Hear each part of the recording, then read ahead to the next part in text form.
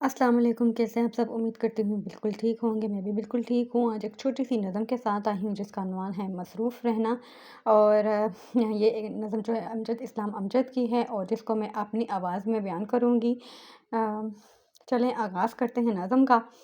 ہجوم دوستاں ہونا، کسی سنگت کا مل جانا، کبھی محفل میں ہنس لینا، کبھی خلوت میں رو لینا، خدا کی ایک نعمت ہے۔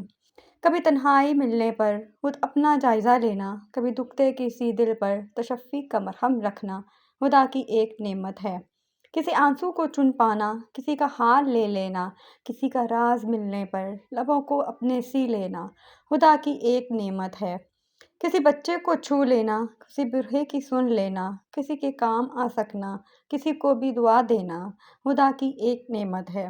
کسی کو گھر بلا لینا، کسی کے پاس خود جانا، نگاہوں میں نمی آنا، بلا کوشش ہنسی آنا، خدا کی ایک نعمت ہے۔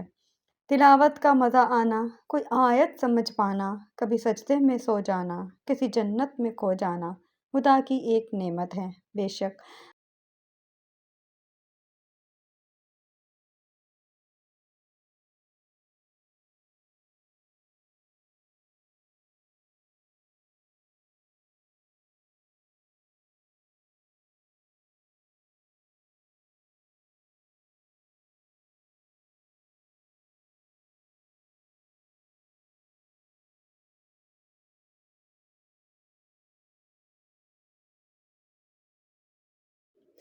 خدا کی ایک نعمت ہے، کبھی سجدے میں سو جانا، کسی جنت میں کھو جانا، خدا کی ایک نعمت ہے۔